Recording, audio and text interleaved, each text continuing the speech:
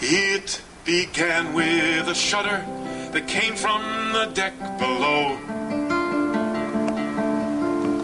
We were more astonished and then afraid, you know, that this vessel could spring a leak was too far-fetched for us to think. We'd been told this was the world's most modern ship, impossible to sink. You took your portrait of the children, your jewels, and your new stole. I took my sweater. I knew the ocean can be quite cold. When we came out of the cabin and saw the water running through the hull, was that a tear on your cheek, or perhaps a drop of water that I saw? We followed signs that led us to the lifeboat zone. It was up by a deck house reserved for first class alone. The stairs were crowded and nearly everyone stayed calm. There was only this third-class gentleman who shoved a bit and carried on. Then we happened on a man we'd met the other night. He introduced us to his daughter and to his wife. When we came out on deck, we found the lifeboats were no use at all. There were some pulleys, I think the captain said, that hadn't been installed. We returned to the lounge for a complimentary drink. And we toasted each other, the Empire and the King. We knew the liner was sinking fast enough and tilting more and more. Many jumped into the water, but we decided to remain on board. Then all the rats left the ship to make their way towards land. But we stood at the railing and held each other's hand. We felt the ocean was much too big and wild and cold. And in the lifeboats they launched, there wasn't room for one more human soul. And then the band started playing Nearer, My God, to Thee. It seemed so silly, a sign of our times, if one ever could be. You know, the very last shred of hope had passed us by. Yes, we are standing in our graves, yet the banner doth waves on high.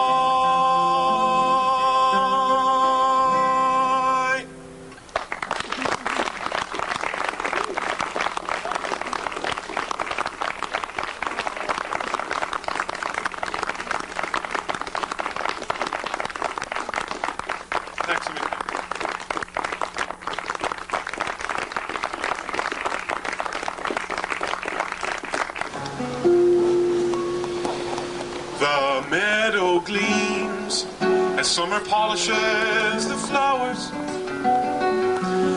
Yes, birds and bees are singing, swarming everywhere.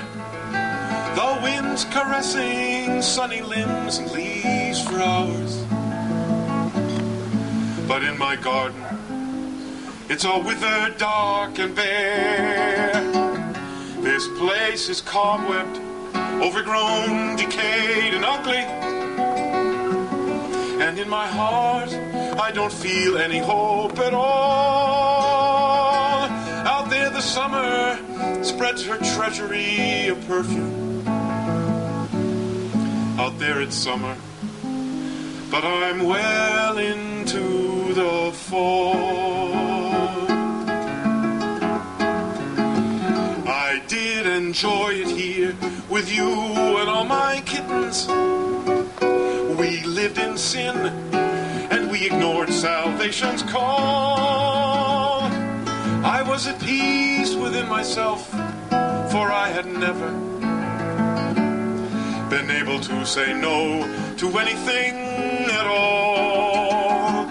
I'd not deny myself the right to certain pleasures, until one day my life was blown into the sky. You told me then that you deceived me with another, a fellow you found more respectable than I. We fought for weeks, our screams were interlaced with crying, as you compared me inside out to your fine friend, till you admitted that he dumped you without trying. A deathly quiet reigned round this old house again. As of that moment, this new man was doubly hated, for he had played with you, with us, a little while. I felt I too had been so grossly underrated. I had to fight, I had to walk that losing mile.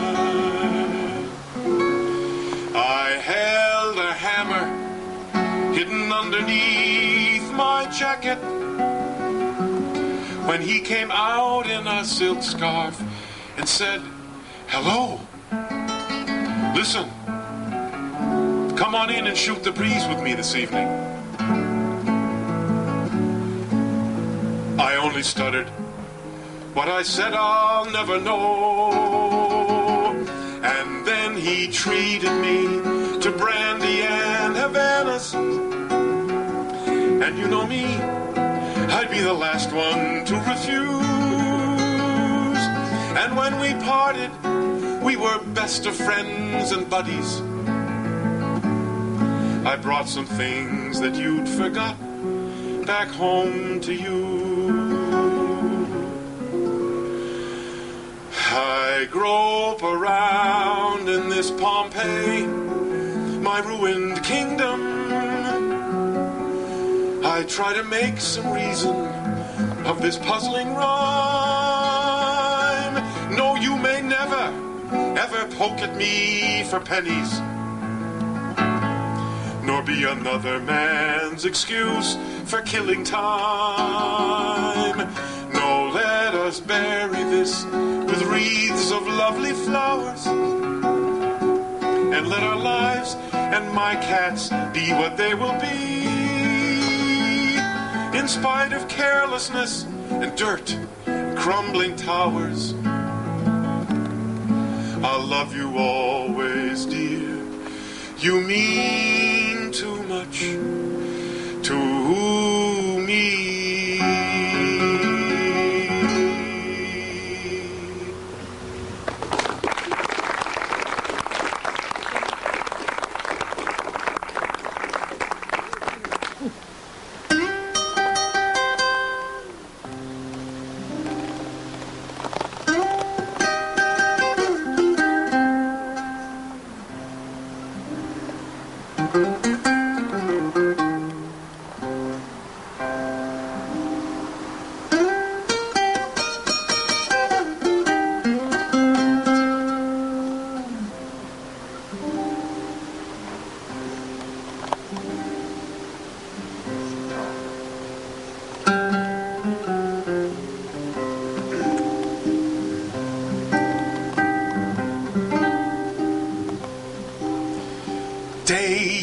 Dismissed, dark tribes enlist to call girls and catfights and stars, hobos and bums, slits from the slums, snore on the floor behind bars. Children are dreaming so snug in their beds, with visions of angels and sweets in their heads. Me, I fight late at night and surrender to a wild waltz, too vulgar to quote. And my legs are too skinny, too slender, not to mention my arms and my throat. I've sold many a ditty for nickels and dimes. May God grant me pity for some of my lines, for my legs are too skinny, too slender, not to mention my arms and my throat.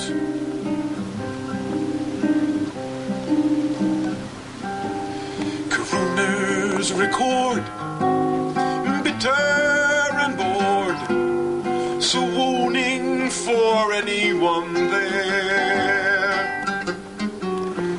Jesters and fools, musical, does anyone care? Can't someone please give me some new words that rhyme? Yours truly, the poet, is well past his prime. So I fight late at night and surrender to a wild waltz, too vulgar to quote. And my legs are too skinny, too slender, not to mention my arms and my throat. There is nothing at all in this world left for me, and soon in my coffin the maggots will see that my legs are too skinny, too slender, not to mention my arms and my throat. Yes, my legs are too skinny, too slender, not to mention my arms and my throat.